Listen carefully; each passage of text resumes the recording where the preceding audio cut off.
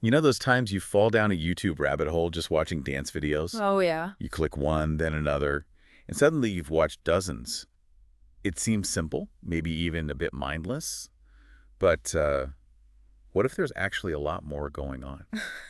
Well, that's exactly what we're digging into today. Right, we're doing a proper deep dive into why these videos are just so captivating.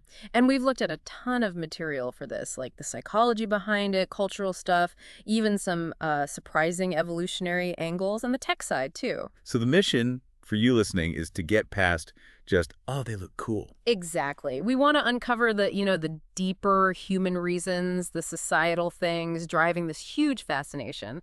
I think there might be a few aha moments along the way. Okay, I'm ready. So let's start right inside our heads. hmm What actually happens psychologically when we watch someone else, bust a move? Well, one of the biggest things right off the bat is the emotional connection. The way dancers express feelings with their bodies. It hits us pretty directly as observers. There's some really cool research showing we pick up on those emotions. Like we feel what they're feeling. Yeah, or at least sense it. We kind of mirror it internally. And interestingly, this can happen even without any music playing. Wow. So it's not just the song, it's the movement itself. Uh-huh. It suggests a really basic level of empathy is involved. It's like a language our bodies just get. Precisely. And a big part of that seems to be our mirror neuron system. Ah, mirror neurons. I've heard about those. Yeah, so when you watch someone dance, the same bits of your brain that would fire if you were doing those moves, they light up. Seriously? Yeah, it's like a mental simulation. So if I see a dancer pull off some amazing complex move, Mm. my brain is kind of doing a dry run. Exactly that. You're basically dancing in your head. And it's not just passive. Right. That mental workout helps build that connection, that empathy, and that really adds to the enjoyment. Okay, that makes sense. Now, for me, a killer beat is huge. How does our love for rhythm play into this? Oh, rhythm is absolutely key. Humans are just wired to respond to rhythm, to patterns, to harmony. It feels instinctive. It really is. And dance videos are this powerful mix visual movement, perfectly synced with music. It activates these overlapping brain networks. Think perception, action, or Loop. sort of a perception, action, reward loop. Yeah. And what's really interesting is that dance and music, they tap into very similar pleasure circuits in the brain, the same hedonic pathways. So that really satisfying feeling when the choreography hits a beat perfectly, that's my brain giving me a little reward. You got it. That upbeat, coordinated movement is inherently pleasurable. It can trigger dopamine release, boost your mood. It creates these little pleasure loops that just make you want to keep watching. Okay, I'm definitely familiar with those loops. Yeah. What about just the artistry? Sometimes you see a move with such incredible precision or flow. Yeah, that's aesthetic appreciation. We naturally enjoy seeing skill, right? Precision, flow, maybe something totally new or creative. Definitely. And studies have actually linked this. When viewers rated dance highly for its aesthetics, their sensorimotor brain areas show stronger activation. So our brain appreciates the skill on a physical level, almost. It seems like it. It's like a cognitive reward that goes beyond just the emotion or the rhythm. It recognizes mastery. So it's the spectacle, but also the satisfaction of seeing that high-level skill. Exactly. And here's something else pretty cool. Even just passively watching dance videos can actually improve your mood. Really? Like scientifically? Yeah, some mental health guidelines actually suggest watching dance or live movement. They call it a receptive art activity. It can help regulate mood and stress. Huh. So my little YouTube dance break might actually be good for me. Could be. It's a pretty low effort way to potentially lift your spirits. Okay, so we've covered the brain stuff, but dance is so tied up in culture, isn't it? Oh, absolutely. It's practically universal as a way to express culture, to show identity. Yeah, you see that everywhere. People are often drawn to videos because they connect them to their own heritage or maybe a subculture they identify with. Think about traditional folk dances online or hip-hop crews showcasing their style or the whole global K-pop thing. K-pop's a huge example. For sure, dance is central to expressing that shared identity. Watching it, engaging with covers, it reinforces those cultural ties. And it's wild how fast these dance trends spread globally now. It's incredible, right? Online platforms have totally changed the game. Viral trends, K-pop covers, like you said, Bollywood mashups, Afrobeat challenges, they just jump across borders instantly. Yeah, you see them everywhere. There's research on K-pop cover dancers, for instance. Yeah. It shows international fans really embodying the culture through making their own videos. They create these amazing transnational dance communities. Wow. And part of the appeal is seeing maybe a familiar style reinterpreted, or something totally new. It's both kind of exotic and unifying at the same time. It feels like this giant online borderless dance party sometimes.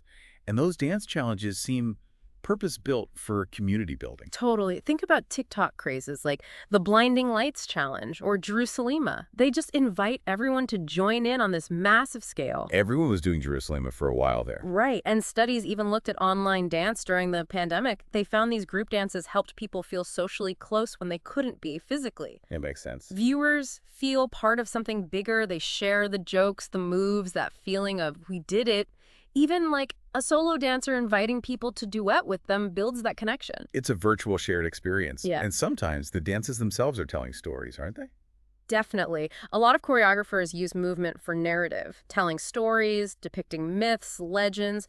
Viewers get really engaged trying to interpret that. It adds another layer. It does. Right. And think about ritual dances, weddings, festivals. They carry so much emotional weight. People connect deeply with videos that narrate or celebrate those big life moments through dance. So it's more than just cool moves and rhythm. There's meaning there, too. And big organizations are definitely using YouTube to build these global communities. For sure. Look at World of Dance. Their channel has, what, over 6 million subscribers? Wow. And that one performance, the Royal Family from the 2015 finals, Right. over 250 million views. These platforms showcase amazing talent, and they really cement that feeling of a global dance identity. People feel like they belong. Okay. Brain, culture, check. Let's rewind a bit further. What about, like, evolutionary reasons? Is there something deep-seated drawing us to watch dance? This is where it gets really interesting. Some evolutionary scholars argue that dance might have started as a way to signal mate quality. Like showing off? Kind of, yeah. Sure. Being able to perform vigorous, coordinated, skillful movements could have advertised physical health, agility, maybe even good genes to potential partners. Ethologists, people who study animal behavior, see signaling functions in dance-like displays in other species too. Sounds like a really fancy fitness advertisement. That's one theory. Think of the Maasai jumping dance among the men. It's competitive, showing strength. The idea is that this ancient function might still subconsciously make us admire agility and grace in dancers today. We might just be wired to appreciate it. That's pretty wild, and that feeling you get watching synchronized movement, that must tie in too. It really seems to. Research shows that moving together in sync actually makes people feel more bonded than doing the same moves separately. Really? Yeah, one study found people who danced together felt significantly closer afterwards, like it built actual friendship bonds. Evolutionarily speaking, moving in sync would have been vital for building trust, for teamwork in early groups. That drive to connect through shared movement might still ping when we watch others dancing together so perfectly. So even watching a perfectly coordinated crew gives us a little hit of that unity feeling, even alone on our couch. That's the idea. And some researchers take it further, suggesting large group dances could have been coalitional signaling, like showing off the group's strength and unity to potential rivals in ancient times. So maybe modern viewers get a kind of vicarious thrill from seeing that power and synchrony, even if it's unconscious. It's like watching a perfectly tuned machine. There's just something satisfying about that order. Exactly. And if you think about how ritual dance helps structure societies, maybe watching dance videos today taps into that deep appreciation for order, rhythm, and shared tradition. Okay, fascinating. Now let's jump forward. How has modern media really cranked up the appeal of dance? Oh, tech's been a total game changer. First off, dance just looks good on video. It's dynamic, colorful, visually arresting. It's perfect scroll-stopping content. Absolutely. Remember the evolution of dance video back in 2006? Of course, the guy in the orange shirt. Yeah. It was the first YouTube video ever to hit 100 million views. That just showed how incredibly watchable dance is. Such a simple idea, but magnetic. Totally. And then you've got the algorithms. YouTube and other platforms, they tend to boost videos with high watch time. And dance videos, especially with hit songs, people rewatch them a lot. Makes sense. Plus, platforms often push trending music videos with choreography, so you get that mix. Familiar song, eye-catching moves. It's a powerful combo for visibility. And the whole short-form video explosion, that seems tailor-made for dance. Absolutely massive impact. Our attention spans, our viewing habits, now they favor short, snappy content. Dance fits that perfectly. A whole routine or challenge under a minute works great. Yeah, Shorts and TikTok are full of it. Exactly, and the data is striking. By 2024, something like 86% of all dance video views on YouTube were on clips under 60 seconds. 86%. Wow. Yeah, up from maybe 47% just a couple of years before. Mm. Creators adapt, they repurpose TikTok dances for shorts, and it just clicks, especially on smartphones. That's that quick hit of energy, perfect for when you're on the go. Right, and don't forget production, slick editing, slow-mo, cool cuts, time to the music that enhances everything, keeps you hooked. True, some are really well made. And then there's the social side. People see a viral dance, they want to try it, share it, react to it. That creates this whole cycle of reaction videos, cover videos. It just spreads. A whole ecosystem. And it's just so easy to share. Exactly. You often don't even need sound to appreciate a cool dance move, right? So people share it everywhere. Tag friends, try it themselves, think Harlem Shake or the hashtag In My Feelings challenge. They just go viral like wildfire. Okay, so it's way more than just liking the moves or the music. There's a big economic side to all this too, isn't there? Oh, for sure. For the music industry, dance is huge for marketing. So. Labels, artists, they use choreography in music videos all the time to push songs. Think about Jerusalema recently, or even go way back to the Macarena. The dances were key to making those songs global hits. Right, the dance was the hit in some ways. And when official videos have memorable choreography, it basically gives fans a template. They make covers, tutorials, free promotion, essentially. K-pop does this brilliantly. So a viral dance is almost as important as a catchy hook now. And then there are the damn influencers themselves. Big time. They've become major marketing channels. Brands, clothing, sports gear, tech companies, they partner with influencers for sponsored routines, for hashtag dance challenges. It's a direct line to younger audiences. A whole new advertising world built on dance. But what about the dancers? Can they actually make a living just from YouTube views? That's where it gets tricky. It's often really challenging. Why is that? The biggest hurdle, copyright. Most dance videos use popular music they don't own the rights to. So the ad money goes to the music owner. Often, yeah. Or the video just can't be monetized at all. Industry guides often say copyright is the #1 issue for dancers trying to earn money on YouTube. So what do? They have to get creative, diversify. Yeah. Affiliate links, selling merch, teaching online classes, getting those brand deals and sponsorships.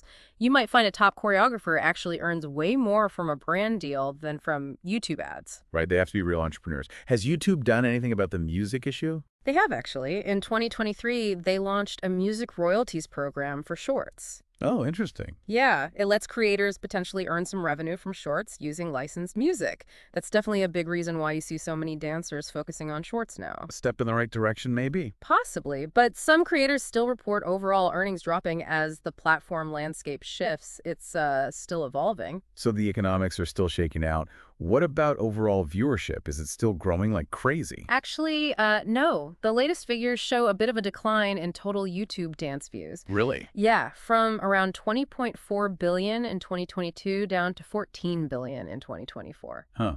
Why the drop? Probably a mix of things. YouTube's algorithm changes, maybe focusing less on certain types of dance content, and definitely audiences shifting attention. TikTok, Instagram Reels, they're huge for dance now. So dancers are following their audience. Many are, yeah. You might see a dancer with millions of YouTube subs getting way more views on an Instagram Reel than a new YouTube video. The audience is moving, and creators have to adapt. So the hunger for dance is there, but maybe not always on YouTube anymore. Okay, let's try and tie this all together with some specific examples, some data. Sounds good. We mentioned some huge viral hits. Evolution of Dance first to 100 million views. Gangnam Style first to 1 billion. Unbelievable numbers. Game changers. And more recently, Jerusalema showed that global connection power.